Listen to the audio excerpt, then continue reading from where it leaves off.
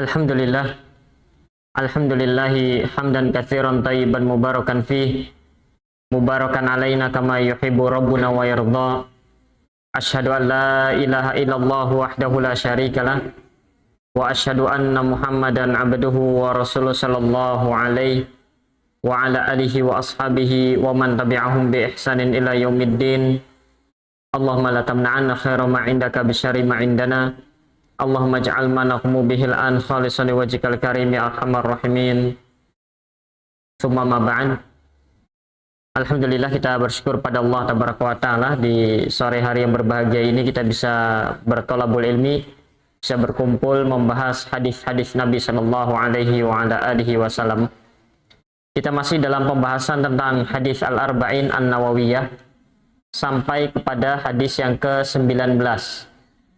Al-Imam Nawawi rahimahullah tabaraka wa ta'ala berkata, al-haditsu tasi'a asyara, hadis yang ke-19.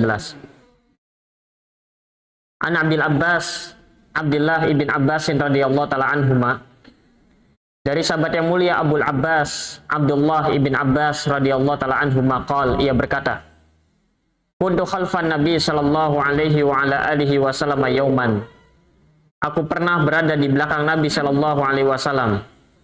Faqal, kemudian Nabi sallallahu alaihi wa ala alihi wasallam berkata kepadaku, ya gulam, inni u'allimuka kalimat.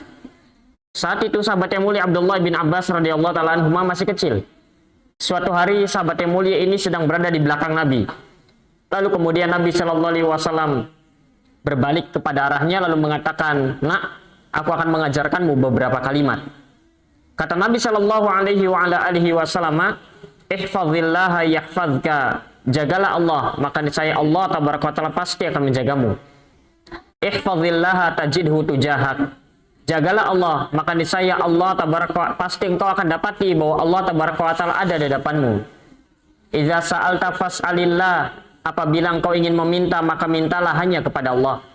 Wa idza sta'anta fasta'in billah, apabila engkau menginginkan pertolongan maka mintalah pertolongan hanya kepada Allah tabaraka wa taala. Wa'lam annal ummata law ijtama'at 'ala an yanfa'uka bi syai'in lam yanfa'uka illa bi syai'in qad katabahu Allahu laka. Ketahuilah, apabila semua manusia berkumpul untuk memberikan manfaat kepadamu, maka mereka tidak akan bisa memberikanmu manfaat kecuali dengan sesuatu yang telah Allah tabaraka wa taala takdirkan untukmu.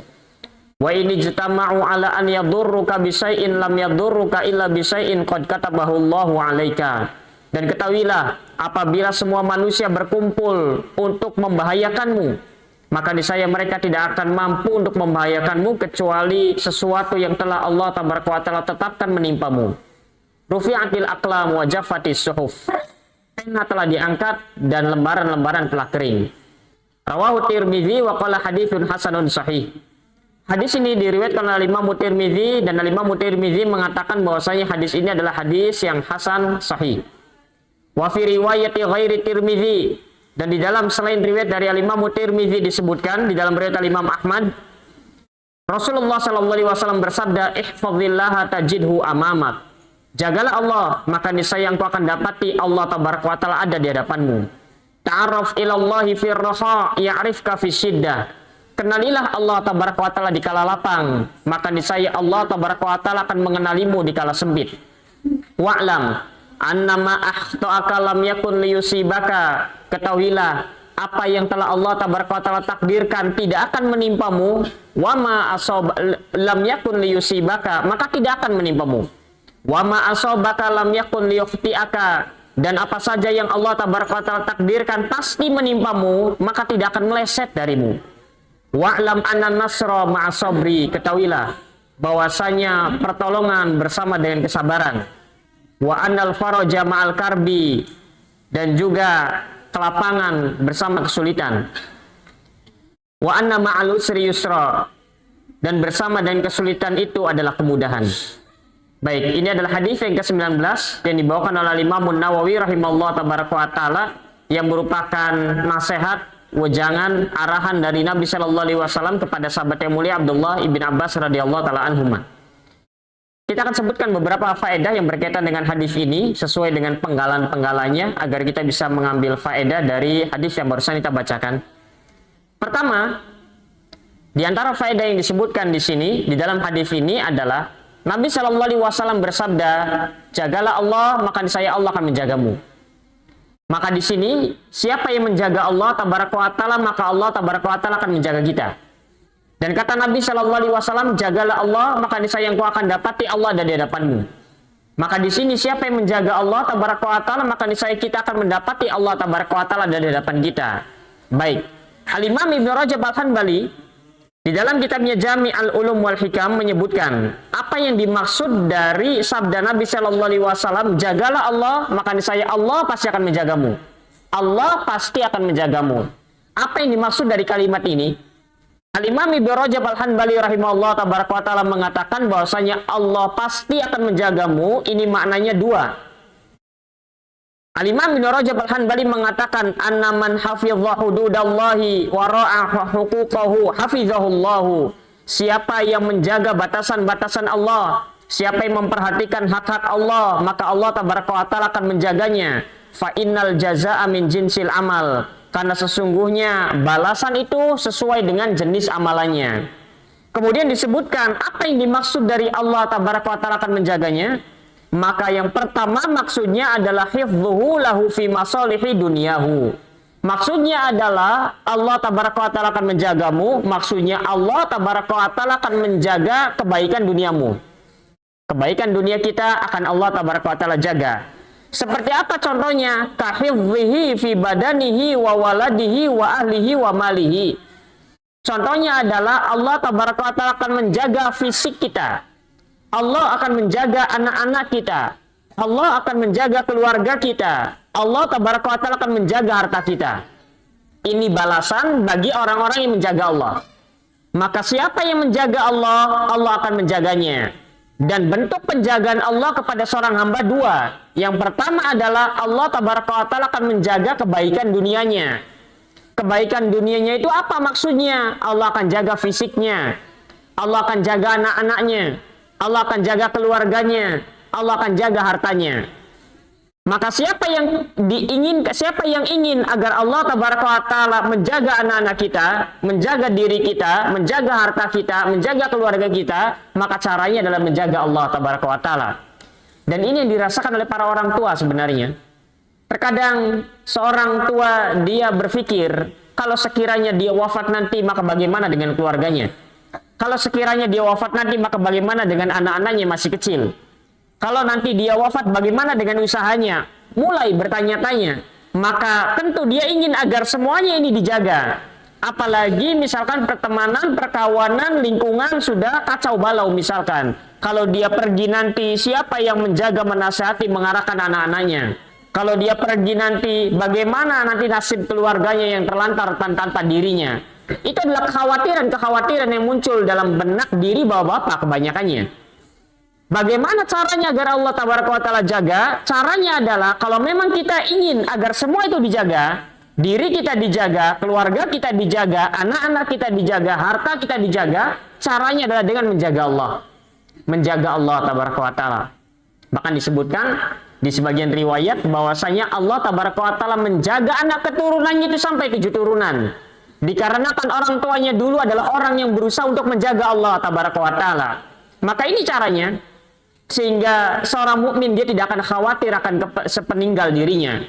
Seorang yang bertakwa dia tidak akan khawatir, dia tidak akan cemas tatkala dia meninggalkan keluarganya karena Allah tabaraka wa taala akan menjaganya. Bagaimana caranya agar Allah tabaraka wa taala menjaga semua tadi itu adalah dengan cara menjaga Allah. Baik, ini yang pertama. Kemudian yang kedua, kadang-kadang sebelum yang kedua, seorang hamba kadang dia merasakan bagaimana Allah tabaraka wa taala menjaga dia. Bagaimana Allah tabaraka wa taala menjaga lingkungannya sehingga lingkungannya terjaga. Lingkungannya adalah orang-orang yang baik. Yang sebelah sini kadang kecopetan, yang sebelah sini kemalingan, tapi Allah jaga diri kita. Bukan karena kehebatan kita, tapi karena kita berusaha untuk menjaga Allah tabaraka wa taala. Sebagian orang Allah tabaraka wa taala jaga fisiknya sampai puluhan tahun lamanya, tapi akalnya masih sehat, tapi fisiknya masih kuat. Sebagian para ulama ditanya, apa resepnya, apa rahasianya kok bisa sampai begini? Padahal sudah tua renta, tapi kok masih kuat. tajam, pikirannya masih tajam, akalnya masih cemerlang. Kemudian salah seorang ulama ini mengatakan, karena dahulu di masa muda aku berusaha untuk menjaga Allah tabaraka wa ta'ala. Biasanya begitu. Sekalipun kadang orang kafir pun dapat yang begitu. Tapi ini adalah istidraj untuk mereka. Sehingga jangan sampai kemudian tertipu dengan keadaan-keadaan semacam ini. Baik, ini diantara makna yang pertama. Allah tabaraka wa ta'ala akan menjaga dunia seorang hamba yang menjaga Allah tabaraka wa ta'ala. Kemudian yang kedua, diantara bentuk penjagaan Allah tabaraka wa ta'ala bagi orang-orang yang menjaga Allah. Karena siapa yang menjaga Allah, Allah akan jaga dia. Maka diantara bentuk penjagaannya adalah wahwa asrafun nau'ain, yang mana bentuk penjagaan yang kedua ini adalah penjagaan yang paling agung. Inilah yang kita inginkan. Hifdzullahi lil abdi fi dinihi wa imanihi, yaitu Allah tabaraka wa ta'ala menjaga agama dan imannya. Fayahfadhu fi hayatihi minas syubuhatil mudillah wa minas syahwatil muharramah. Maka Allah tabaraka wa ta'ala jaga kehidupannya dari syubhat-syubhat yang menyesatkan, dari syahwat-syahwat yang diharamkan. Wa yahfadhu alaihi dinahu inda mautihi, dan Allah tabaraka wa ta'ala jaga agamanya di saat ia sedang berada dalam kematian. Ini adalah bentuk penjagaan yang kedua.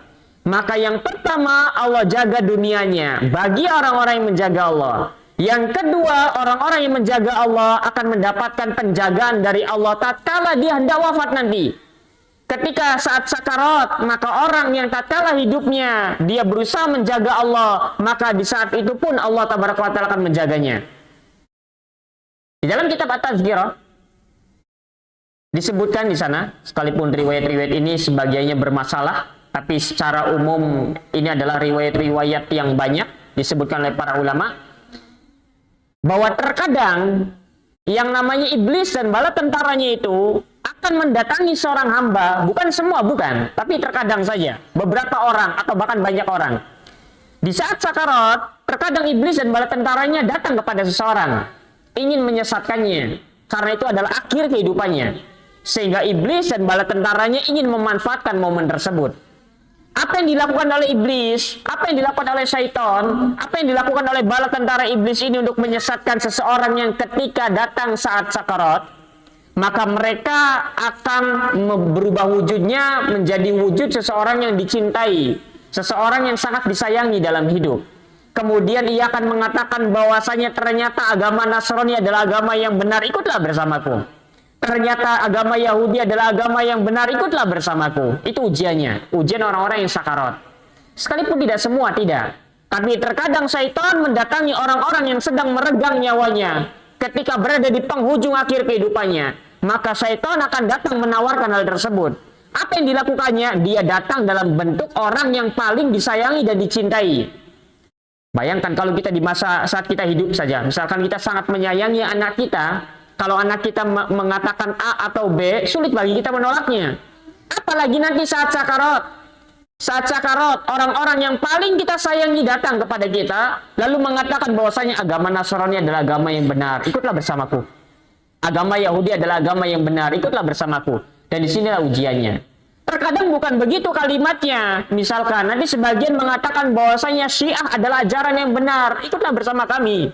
Mencela para sahabat Nabi. Bahwasanya pemikiran Mu'tazilah yang menolak ini dan itu adalah pemikiran yang benar, ikutlah bersama kami. Dan macam-macam bentuknya. Maka ini diantara tipu daya syaitan. Dan tidak ada seorang pun yang dapat terjaga dari hal tersebut kecuali orang-orang yang dijaga oleh Allah tabaraka wa ta'ala. Maka kalau kita ingin diselamatkan oleh Allah tabaraka wa ta'ala dari fitnah yang menimpa orang-orang yang sedang sakarat, maka saat hidup saat ini berusaha menjaga Allah tabaraka wa ta'ala. Kemudian Al-Imam Ibnu Rajab Al-Hanbali rahimahullah tabaraka wa ta'ala membawakan sebuah riwayat. Qala ba'du salaf, berkata sebagian para ulama as-salaf, idza hadara rajulal mautu yuqalu lil malak samma ra'sahu. Apabila kematian mendatangi salah seorang di antara kalian, apabila seorang lelaki itu kemudian dia saat sakarat datang kematian, maka akan dikatakan, ditanyakan kepada malaikat, diperintahkan samma ra'sahu, ada malaikat yang diperintah, coba cium kepalanya, ada apa di kepalanya? Qal ajidu fi ra'sil Qur'an, aku dapati di kepalanya adalah Al-Qur'an. Qal samma qalbahu. Kemudian malaikat ini pun diperintah lagi, coba cium hatinya, ada apa di dalam hatinya? Qal ajidu fi qalbihi siyam, aku dapat di hatinya ada puasa. Qal samma qadamai. Kemudian malaikat ini ketika seseorang berada dalam sakarat diperintah untuk coba cium kedua kakinya, ada apa di kedua kakinya? Qal ajidu fi qadamaihil qiyam. Aku dapati di kedua kakinya adalah sholat malam yang biasa dijaganya. Kemudian dikatakan oleh malaikat ini, qal hafidha nafsahu fa hafidhahullahu.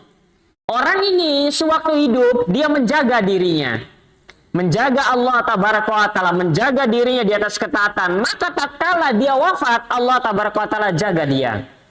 Maka orang-orang yang menjaga Allah, Allah pasti akan menjaganya. Bagaimana bentuk penjagaan Allah? Allah akan jaga dunianya, Allah akan jaga hartanya, Allah akan jaga anak keturunannya, Allah akan jaga keluarganya, Allah akan jaga bahkan dirinya. Yang kedua, Allah tabaraka wa ta'ala akan jaga imannya dan agamanya tatkala sakarat. Allah tabaraka wa ta'ala akan jaga agama dan imannya tatkala seseorang itu sedang meregang kematian. Maka ini diantara keutamaan bagi orang-orang yang menjaga Allah. Itu yang pertama. Karena buah dari menjaga Allah, Allah akan menjaganya.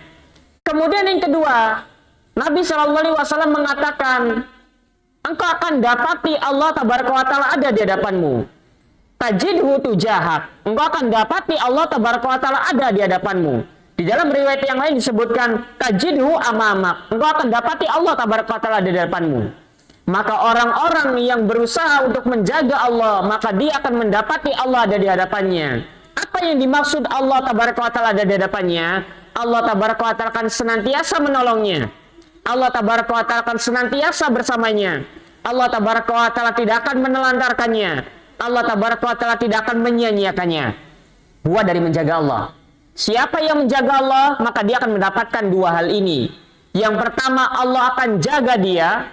Dan penjagaan Allah ada dua macam. Allah jaga dunianya, keluarganya, anaknya, istrinya, hartanya, dirinya bahkan. Yang kedua, Allah akan jaga agama dan imannya tatkala saat sakarat terutama. Saat sakaratul maut Allah akan jaga itu semua. Baik, buah dari menjaga Allah. Kemudian yang kedua, diantara buah dari menjaga Allah tabaraka wa ta'ala, kata Nabi SAW, engkau akan dapati Allah ada di hadapanmu. Apa yang dimaksud Allah ada di hadapanmu? Allah akan senantiasa menolongmu. Allah akan senantiasa bersamamu. Allah tidak akan menelantarkanmu. Allah tidak akan menyia-nyiakanmu. Itu maknanya. Dari menjaga Allah tabaraka wa ta'ala.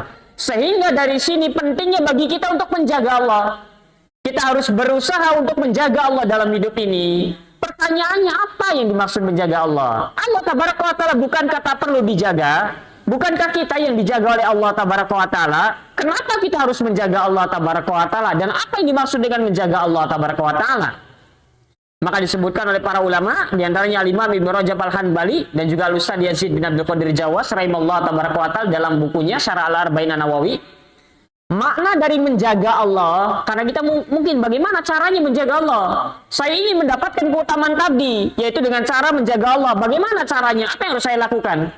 Maka Al-Ustaz Yazid bin Abdul Qadir Jawas di dalam Syarah Al-Arba'in An-Nawawiyahnya rahimahullah tabaraka wa ta'ala mengatakan, di antara makna dari menjaga Allah yang pertama adalah menjaga tauhid.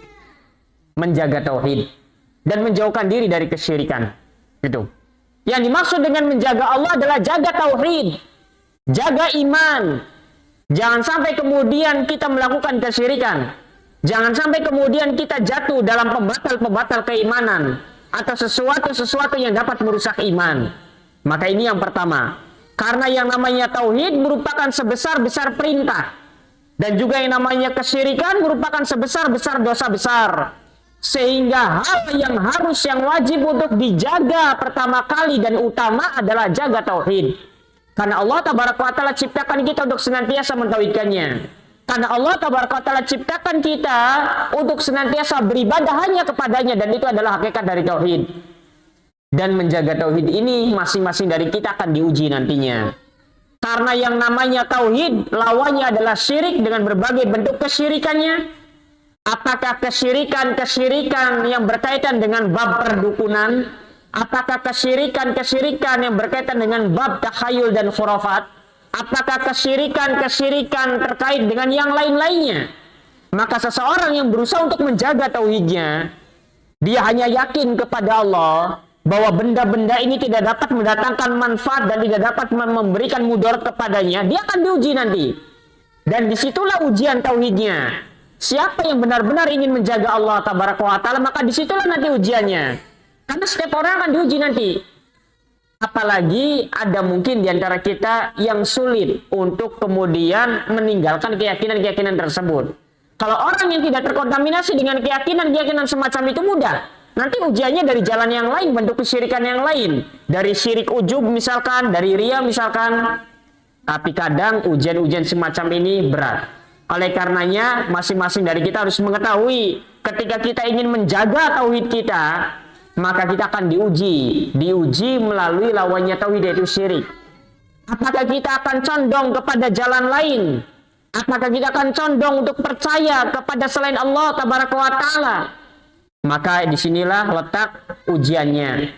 Baik, yang pertama, itu yang pertama. Maka yang dimaksud adalah jagalah tauhid, jagalah iman, jagalah ketakwaan kepada Allah Tabaraka wa Ta'ala.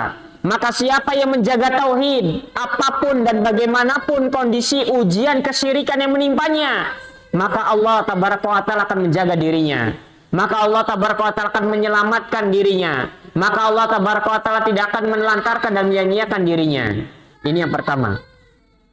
Kemudian yang kedua, di antara yang dimaksud dari menjaga Allah, jagalah Allah, disebutkan oleh Imam Ibnu Rajab Al-Hanbali, yang dimaksud adalah jaga sholat.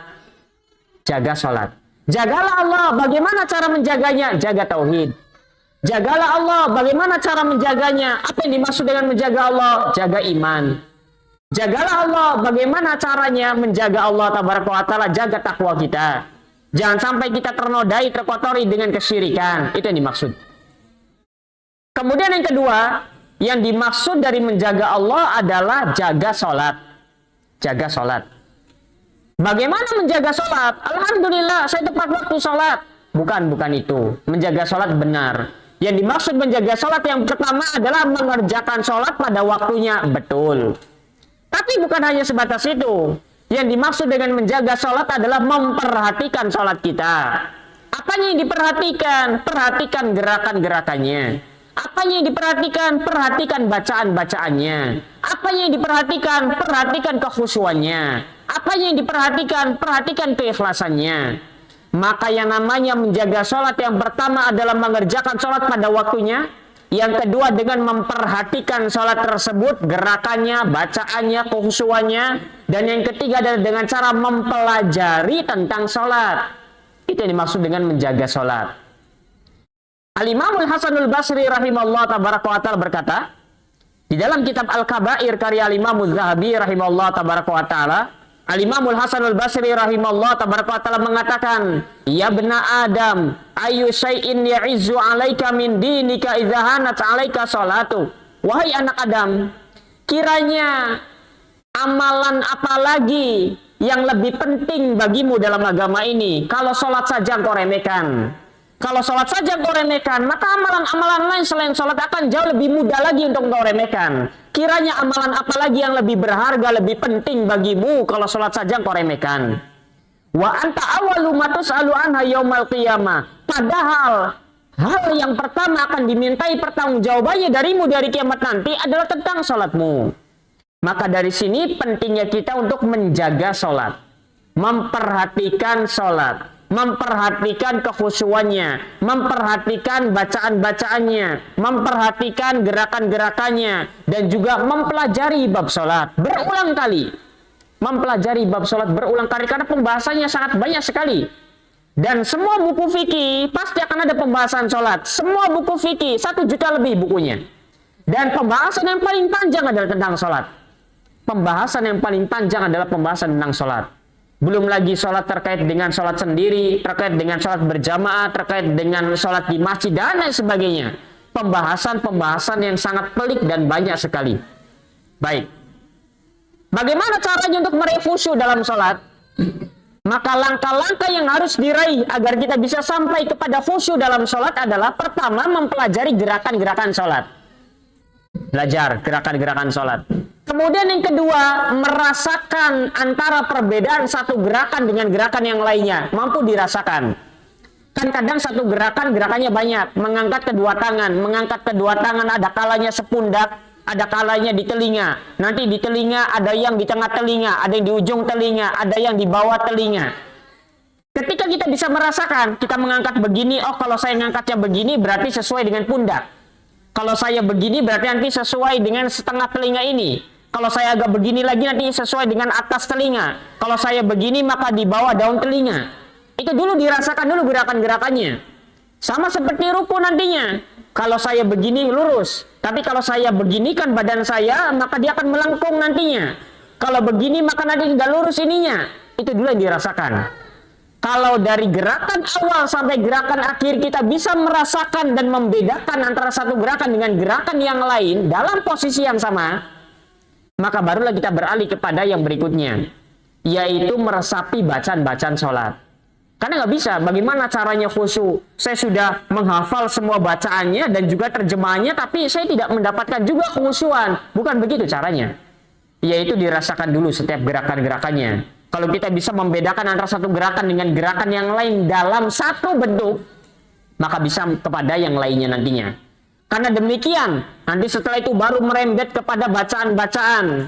Apa maknanya ini, dan lain sebagainya. Barulah seseorang akan merasakan yang namanya kekhusyuan dalam sholat. Dan demikianlah kekhusyuan dalam sholat itu diraih. Baik, dan ini diantara bentuk menjaga sholat. Menjaga sholat sekali lagi bukan hanya sekedar sholat, mengerjakan sholat pada waktunya, bukan. Menjaga sholat lebih dari itu. Mempelajari tentang sholat, mempelajari bacaan-bacaannya, mempelajari gerakan-gerakannya terus berulang kali. Maka itu diantara makna dari menjaga sholat. Di dalam hadis yang dikeluarkan oleh Imam Abu Daud dan Imam Tirmidzi, Nabi Shallallahu Alaihi Wasallam bersabda, Inna awwala ma yuhasabu bihil abdu yaumal qiyamah min amalihi sholatuhu. Sesungguhnya amalan pertama yang akan dihisab, dimintai pertanggungjawabannya dari seorang hamba di hari kiamat nanti adalah tentang sholatnya. Sholat adalah amalan pertama sebelum amalan-amalan yang lain. Fa in sholahat faqad aflaha wa anjaha. Apabila sholatnya baik, maka dia akan beruntung, dia akan selamat. Wa in fasadat, tapi kalau sholatnya buruk, kalau sholatnya salah, faqad khaba wa khasira, maka dia akan binasa, dia akan menyesal. Maka sholat perlu untuk kita jaga. Karena sholat adalah amalan pertama yang akan dimintai pertanggungjawabannya di depan Allah Tabaraka wa Ta'ala nanti. Kalau baik, semua amalannya baik. Kalau rusak, semua amalannya rusak. Di antara hal yang kita benar-benar harus memiliki perhatian yang besar dalam bab sholat adalah hadis. Dikeluarkan oleh Imam Muslim. Dan dikeluarkan oleh imam-imam yang lain. Hadis yang dikenal oleh para ulama. Bahwasanya pernah suatu hari Nabi Shallallahu Alaihi Wasallam sedang bersandar di pinggir Masjid Nabawi. Tiba-tiba datang seorang lelaki, kemudian mengerjakan 2 rakaat sholat di hadapan Nabi Shallallahu Alaihi Wasallam. Setelah selesai mengerjakan 2 rakaat sholat, beliau pun, seorang lelaki ini pun datang kepada Nabi Shallallahu Alaihi Wasallam lalu mengucapkan salam kepada Nabi. Lalu Nabi Shallallahu Alaihi Wasallam menjawab, "Alaikassalam." Kemudian Nabi mengatakan, "Irji fasolli fa innaka lam tusolli." Ulangi sholatmu, karena kamu belum sholat. Kemudian seorang lelaki ini pun mengulangi lagi sholatnya. Beliau mengulangi lagi sholatnya 2 rakaat lagi. Setelah selesai mengucapkan salam lagi kepada Nabi. Nabi Shallallahu Alaihi Wasallam menjawab salamnya. Lalu Nabi mengatakan lagi, irji fasolli fa innaka lam tusolli. Ulangi sholatmu karena kamu belum sholat. Ini orang tadi barusan sholat. Kemudian yang ketiga kalinya seorang lelaki ini, dan dia adalah sahabat karena menjumpai Nabi Shallallahu Alaihi Wasallam. Beliau ini pun sholat lagi 2 rakaat lagi di hadapan Nabi. Setelah selesai, mendatangi Nabi lagi, mengucapkan salam lagi, Nabi menjawab lagi salamnya, lalu Nabi mengatakan lagi, irji fasolli fa innaka lam tusolli. Ulangi sholatmu, karena kamu belum sholat. Kata Nabi SAW. Lalu seorang lelaki ini pun bersumpah dengan nama Allah Tabaraka wa Ta'ala, demi Allah, zat yang telah mengutusmu dengan kebenaran, aku tidak bisa mengerjakan yang lebih baik lagi dari ini. Demikian dalam redaksi hadisnya. Kalau maknanya begitu, kalau artinya, aku tidak mampu untuk mengerjakan yang lebih baik lagi dari ini. Maknanya adalah, itu adalah sholat yang menurutnya sholat yang paling terbaik. Menurutnya itu adalah sholat yang paling terbaik, itu yang begitu. Kata Nabi SAW, ulangi sholatnya karena engkau belum sholat. Sampai 3 kali. Maka seorang lelaki ini pun bersumpah atas nama Allah Tabaraka wa Ta'ala, kemudian mengatakan bahwasanya aku tidak bisa lebih baik lagi dari ini. Itu sudah yang paling bagus sholatnya. Kemudian di dalam hadis ini Nabi SAW mengajarkan bagaimana caranya sholat. Sehingga hadis ini menjadi pijakan para ulama dalam bab rukun sholat. Baik, kalau seorang sahabat di hadapan Nabi SAW saja sholat, bukan asal-asalan, beliau berusaha untuk sholat yang paling terbaik. Tapi menurut Nabi SAW tidak dianggap sholat, bagaimana lagi dengan sholat kita? Kalau seorang sahabat yang berjumpa dengan Nabi, belajar dengan Nabi, sholat di hadapan Nabi, dan beliau menghadirkan sholat yang paling terbaik yang bisa ia lakukan, tapi Nabi tidak menganggapnya sholat, bagaimana lagi dengan sholat-sholat kita? Maka seharusnya kita lebih memperhatikan lagi tentang sholat-sholat kita. Siapapun kita harus lebih menjaga lagi sholat kita. Apakah benar seperti ini? Apakah benar gerakannya semacam ini? Dan jangan cukupkan dengan hanya 1 kali saja. Terus mempelajari lagi, terus belajar lagi, terus digali lagi, terus dibandingkan lagi. Kalau seorang sahabat saja begini, bagaimana lagi dengan kita? Oleh karenanya, apalagi yang namanya sholat adalah amalan yang paling pertama dan pertama kali nanti akan dimintai pertanggungjawabannya di hadapan Allah. Maka tentu harus diperhatikan lagi. Di dalam riwayat Imam Bukhari, sahabat yang mulia Abdullah ibn Mas'ud radhiyallahu taala anhu pernah bertanya kepada Nabi sallallahu alaihi wasallam, "Ayyul amali habbu ilallah?" Amalan apa yang paling Allah cintai? Maka kata Nabi sallallahu alaihi wasallam, "As-salatu ala waktiha," salat pada waktunya. Maka dari sini pentingnya kita menjaga salat, karena salat ini adalah amalan yang paling Allah cintai. Salat pada waktunya adalah amalan yang paling Allah cintai. Sebagian manusia ketika dalam kesulitan, dia mencari kira-kira amalan apa ya supaya mendatangkan, melancarkan rezekinya. Ketika dalam kesulitan, punya banyak hutang, kemudian carut-marut hidupnya, dia berpikir kira-kira amalan apa yang dapat diamalkannya untuk mengubah kehidupannya. Maka jawabannya adalah salat. Sudah, tidak perlu cari amalan-amalan lain, cukup salat. Perhatikan sholat, jaga sholat, serius dengan sholat, jaga kehusuannya. Karena sholat adalah amalan yang paling Allah cintai, cukup. Oleh karenanya banyak tulisan-tulisan mengatakan kalau kita tidak tahu dari mana kita ingin membenahi diri kita, ingin belajar agama, maka mulailah dari sholat. Mulailah dengan sholat. Dan terus pembahasan tentang sholat, pelajari. Karena sholat ini adalah kunci segalanya. Amalan pertama yang akan dimintai pertanggungjawaban di hadapan Allah, amalan yang paling dicintai oleh Allah, amalan penentu baik dan buruknya amalan yang lain. Oleh karenanya, perhatikan sholat kita.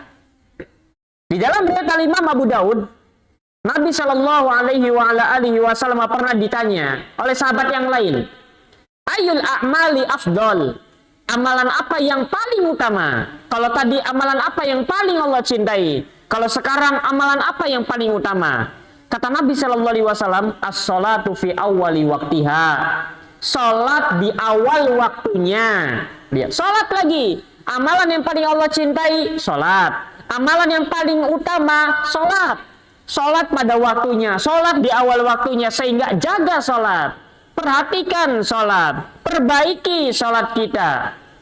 Baik, ini makna yang kedua. Maka siapa yang menjaga sholatnya, maka tandanya dia menjaga Allah. Dan siapa yang menjaga Allah, maka dia berhak untuk mendapatkan penjagaan Allah dan berhak untuk mendapatkan pertolongan Allah Tabaraka wa Ta'ala. Karena ini adalah janji dari Nabi Shallallahu Alaihi Wasallam, yang mana Nabi Shallallahu Alaihi Wasallam tidak akan berbicara dari hawa nafsunya, melainkan apa yang disabdakan oleh Nabi Shallallahu Alaihi Wasallam merupakan wahyu dari Allah Tabaraka wa Ta'ala. Baik, ini yang kedua, jaga sholat. Jaga sholat. Maka perbaiki sholat kita dan perhatikan sholat kita. Siapapun kita, ingin yang ustadz, bukan ustadz, sholat perhatikan. Sholat perhatikan. Karena ilmu tentang sholat sangat luas sekali. Kemudian yang ketiga, di antara makna dari menjaga Allah adalah menjaga wudhu. Menjaga wudhu.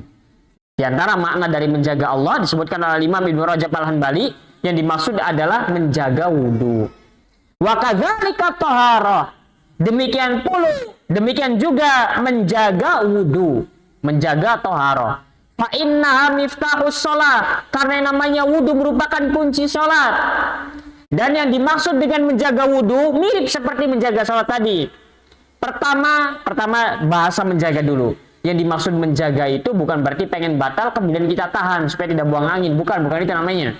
Kan namanya menjaga. Saya supaya gimana cara supaya nggak batal. Bukan. Yang namanya menjaga wudhu itu kalau batal langsung wudhu lagi. Itu namanya wudhu. Namanya menjaga wudhu. Bukan ketika pengen buang angin kemudian kita tahan dalam rangka menjaga wudhu. Bukan. Itu namanya bukan menjaga wudhu. Yang namanya menjaga wudhu adalah ketika seseorang dalam keadaan bersuci, lalu dia batal, dia segera untuk berwudhu kembali. Itu namanya menjaga wudhu. Itu yang dimaksud menjaga wudhu. Baik, itu yang pertama. Sehingga berusaha untuk keadaannya berada dalam kondisi suci terus. Tatkala batal, dia langsung wudhu lagi. Itu yang dimaksud dengan menjaga wudhu. Kemudian yang kedua, sama seperti sholat, yaitu mempelajari bab wudhu. Mempelajari bab wudhu. Saya pernah membaca ada kitab, biasanya kita kalau membahas wudhu itu rujukannya ada satu kitab pembahasan tentang Kitabut Thaharah. Kitabut Thaharah isinya kan macam-macam, ada wudhu, ada tayamum, ada haid, ada nifas, ada mandi dan seterusnya. Di situ satu kitab judulnya Kitabut Thaharah, isinya ada 9 jilid. Satu jilidnya pembahasan tentang wudhu. Pembahasan tentang wudhu pas dilihat lagi ada sekitar 600 atau 700 halaman. Itu pembahasan wudhu luar biasa. Itu biasanya kita kalau ngebahas wudhu, makanya kitab itu andalannya udah. Ada juga pembahasan tentang kitab sholat. Jadi pembahasan sholat dari mulai takbir sampai salam, sudah. Nggak ada yang lain-lain ini. Nggak ada sholat berjamaah, tidak ada pembahasan tamasnya, nggak ada. Tapi pembahasan dari takbir sampai salam, 4 jilid. 4 jilid. Nah, biasanya kita ada kitab-kitab andalan itu begitu. Jadi seorang ustadz harus punya kitab-kitab andalan, jadi kalau lupa nanti ngurujuknya ke sana. Nanti tinggal lihat pembahasannya apa saja. Tinggal difahami dengan baik, kemudian digambarkan konsepnya, sehingga kemudian difahami dengan baik nantinya. Begitu. Itu kita begitu itu. Kayak kemarin misalkan kita ingin Ramadan, ada puasa Ramadan, ada juga kitab yang membahas tentang puasa. 4 jilid juga. Satu jilidnya 600 halaman, 500 halaman. Bayangkan kalau kita belajar itu di majelis ini, kapan selesainya? Itu pertanyaannya itu. Kapan selesainya? 4 jilid, satu jilidnya 600 halaman. Kita baca kata per kata, butuh penjelasan lebih lanjut lagi. Kapan selesainya? Itu baru puasa. Belum sholat, belum wudhu, belum kita butuh ada 9 jilid. 9 jilid luar biasa. Oleh karenanya dari sini pentingnya kita untuk terus belajar dan jangan pernah mencukupkan diri. Saya pernah belajar bab sholat, sudah? Tidak. Terus belajar. Saya pernah belajar bab wudhu, tidak. Terus belajar. Kapan ada kesempatan mempelajari itu? Termasuk di antara bentuk menjaga wudhu adalah mempelajari pula ilmunya. Termasuk dari penjagaan terhadap sholat adalah mempelajari pula ilmunya. Di samping kita pun berusaha untuk terus berada dalam keadaan dan kondisi suci terus. Tatkala batal wudhu lagi. Itu di antara bentuk menjaganya. Baik. Allah Tabaraka wa Ta'ala berfirman di dalam surat Al-Baqarah ayat 222, Allah Tabaraka wa Ta'ala berfirman, "Innallaha yuhibbut tawwabin wa yuhibbul mutatahhirin." Sesungguhnya Allah Tabaraka wa Ta'ala mencintai orang-orang yang bertaubat dan Allah Tabaraka wa Ta'ala mencintai orang-orang yang senantiasa membersihkan dirinya. Di antaranya adalah berwudu. Orang-orang yang berwudu. Di dalam riwayat Imam Ahmad, Nabi sallallahu alaihi wasallam bersabda, "La yuhafidhu 'alal wudu'i illa mu'min." Tidak ada yang menjaga wudhu kecuali hanya orang-orang beriman saja. Tidak ada orang-orang yang menjaga wudhu kecuali hanya orang-orang yang beriman saja. Maknanya kalau kita ingin digolongkan ke dalam golongannya orang-orang yang beriman, jaga wudhu. Setiap kali batal, wudhu lagi. Itu diantara makna dari menjaga wudhu itu. Sehingga karena tidak ada yang menjaga wudhu itu kecuali hanya orang-orang yang beriman saja. Ditambah lagi keutamaan-keutamaan lain. Disebutkan di dalam banyak hadis yang menjelaskan tentang keutamaan berwudu. Bahwa dosa-dosa itu akan kemudian berguguran bersamaan dengan mengalirnya air dari anggota tubuh yang terkena basuhan wudu tersebut. Ketika kita membasuh wudu tangannya misalkan, maka dosa-dosa tangan itu akan berguguran. Di dalam riwayat Imam Muslim disebutkan begitu. Ketika kita berkumur-kumur, maka dosa mulut kita akan berguguran mengikuti aliran air yang keluar, sehingga berusaha karena setiap kali berwudu dosanya berguguran. Ini diantaranya. Baik, itu yang ketiga diantara menjaga Allah. Kemudian yang keempat, Di antara makna dari menjaga Allah tabaraka wa taala disebutkan oleh Imam Ibnu Rajab Al-Hanbali adalah wa min zalika hifdzur ra'si wal batni. Termasuk bentuk menjaga Allah adalah menjaga kepala kita dan menjaga perut kita. Menjaga kepala kita dan menjaga perut kita. Apa yang dimaksud menjaga kepala dan perut kita? Wa hifdzur ra'si wa ma wa'a yadkhulu fihi hifdzus sam'i wal basari wal lisani minal muharramat. Yang dimaksud dengan menjaga kepala kita, maka termasuk dalam bagian kepala adalah menjaga pendengaran, menjaga penglihatan, dan menjaga lisan. Sehingga yang dimaksud dari menjaga kepala adalah menjaga pendengaran, penglihatan, dan lisan kita dari sesuatu yang Allah haramkan. Jadi maksud, siapa yang menjaga pandangannya dari sesuatu yang Allah haramkan, berarti tandanya dia menjaga Allah. Siapa yang menjaga telinganya dari sesuatu yang Allah haramkan, berarti dia menjaga Allah. Siapa yang menjaga lisannya dari sesuatu yang Allah haramkan, berarti tandanya dia menjaga Allah tabaraka wa taala. Ini yang dimaksud dari menjaga kepala. Adapun yang dimaksud dengan menjaga perut adalah, yang dimaksud pertama adalah menjaga hati. Menjaga hati. Kemudian yang kedua, menjaga perut dari makanan-makanan yang Allah haramkan. Itu yang kedua. Sehingga yang dimaksud dengan menjaga perut kita adalah menjaga hati kita. Oleh karenanya Imam Ibnu Rajab mengatakan, wa hifdzul batni wa ma hawa yatadammanu hifdzal qalbi anil israri ala muharramin. Di antaranya termasuk dari menjaga perut adalah menjaga hati. Jangan sampai terus-menerus melakukan maksiat. Itu di antara mananya. Dan yang kedua termasuk dari menjaga perut adalah menjaga jangan sampai ada sesuatu yang haram yang masuk ke dalam perut kita. Maka siapa yang menjaga kepala kita dengan maksud tadi, siapa yang menjaga perut kita dengan maksud tadi, maka tandanya dia menjaga Allah tabaraka wa taala. Kemudian yang kelima, di antara makna dari menjaga Allah adalah wa min a'zami ma yajibu hifdzuhu min nawahillahi azza wa jalla. Di antara termasuk sebesar-besarnya yang Allah tabaraka wa ta'ala wajibkan untuk dijaga adalah dari perbuatan-perbuatan yang Allah tabaraka wa ta'ala larang. Maka termasuk menjaga Allah tabaraka wa ta'ala adalah menjaga diri jangan sampai menabrak larangan-larangan Allah. Jangan sampai kemudian mengerjakan apa yang Allah tabaraka wa ta'ala larang. Ini diantara makna dari menjaga Allah tabaraka wa ta'ala. Siapa yang menjaga ini semua, maka dia berhak untuk mendapatkan keutamaan dari Nabi Shallallahu Alaihi Wasallam yang barusan disebutkan. Allah akan menjaganya dan dia akan mendapati Allah tabaraka wa ta'ala ada di hadapannya. Yang pertama, jaga tauhid, jaga iman, jangan sampai terjatuh dalam kesyirikan. Yang kedua, jaga sholat. Yang ketiga, jaga wudhu. Yang keempat, jaga kepala beserta isi-isinya.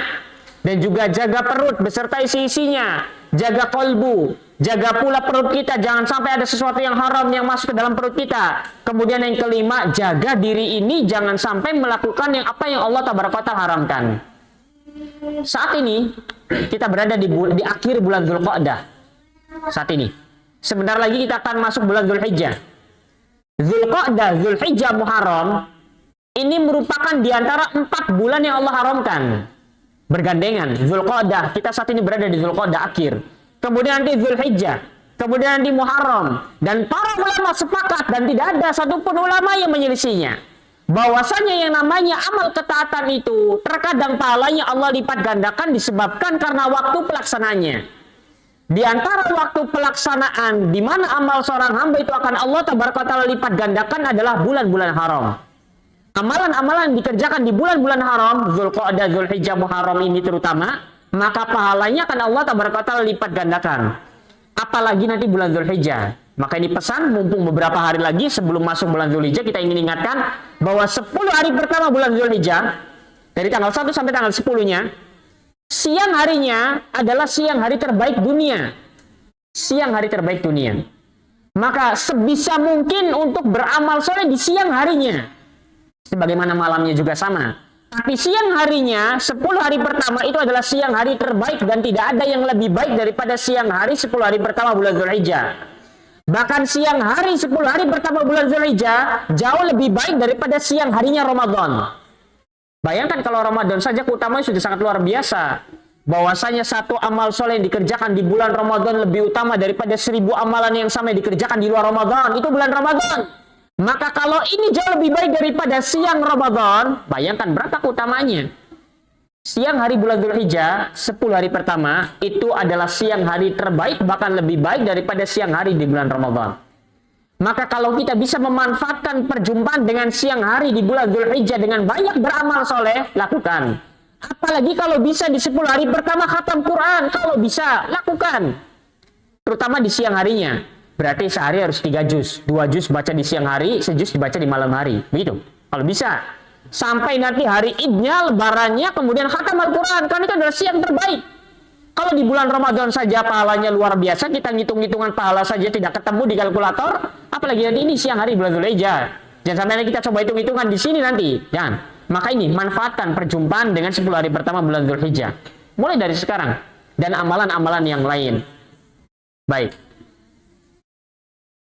Kemudian para ulama berselisih, bagaimana dengan dosa yang dilakukan? Bagaimana dengan dosa yang dilakukan di hari-hari ini? Maka para ulama berselisih. Mereka mengatakan, sebagian yang lain mengatakan, dosa pun sama Allah lipat gandakan.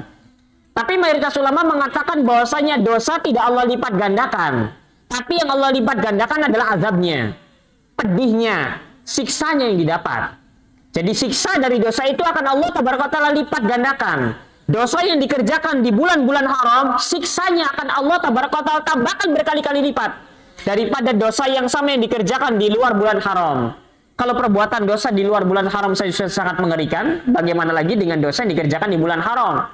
Sekalipun tidak dilipat gandakan angka dosanya, tapi yang dilipat gandakan adalah siksanya. Oleh karenanya, wajibnya bagi kita di sini untuk memperhatikan diri kita, karena ini diantara bentuk termasuk menjaga Allah tabaraka wa ta'ala. Baik, ini diantaranya.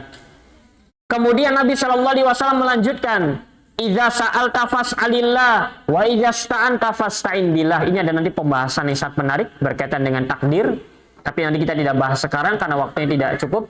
Kita bahas nanti di pertemuan yang akan datang. Nabi SAW melanjutkan, "Idza sa'alta fas'alillah." Apabila engkau ingin meminta, maka mintalah kepada Allah. Wa idza sta'anta fasta'in billah. Apabila engkau ingin meminta pertolongan, maka mintalah pertolongan hanya kepada Allah tabaraka wa ta'ala. Ini adalah nilai-nilai tauhid yang ditanamkan oleh Nabi SAW kepada sahabat yang masih kecil saat itu. Sahabat yang mulia Abdullah ibn Abbas radhiyallahu ta'ala anhuma. Maka demikian pula kita seharusnya, kalau ingin minta, maka mintalah kepada Allah. Kalau ingin meminta pertolongan, maka mintalah pertolongan kepada Allah tabaraka wa ta'ala. Dan Allah tabaraka wa ta'ala tidak akan menyia-nyiakan, menelantarkan hamba-hambanya tiap hari sujud. Sekalipun sujud kita tidak diterima oleh Allah, misal begitu. Tapi Allah tabaraka wa ta'ala tidak akan menyia-nyiakan sujudnya kita. Kalau boleh dibandingkan ini, anggap misalkan sujudnya kita tiap hari tidak diterima oleh Allah, tapi kita bisa sujud, itu jauh lebih baik daripada orang yang tidak sujud sama sekali. Dan Allah tabaraka wa ta'ala tidak akan melantarkan hamba-hambanya yang sujud setiap hari. Sehingga mintalah kepada Allah. Jangan berputus asa. Mintalah pertolongan kepada Allah. Dan jangan pernah kemudian berhenti berharap dari Allah tabaraka wa ta'ala. Baik. Ini diantara yang bisa kita baca, yang bisa kita petik dari hadis yang ke-19 ini. Nanti akan kita lanjutkan berikutnya pembahasan terkait dengan takdir. Di mana kita sering mendengar apa saja yang Allah takdirkan menimpa kita, maka pasti akan menimpa kita. Apa saja yang Allah tidak takdirkan menimpa kita, maka tidak akan menimpa kita. Baik, sekarang bagaimana cara mempraktekkan kalimat ini dalam kehidupan? Yang dimaksud itu apa? Nanti akan kita terangkan di pertemuan berikutnya. Demikian bisa kita sampaikan. Semoga yang sedikit ini bermanfaat dan berfaedah untuk diri saya pribadi.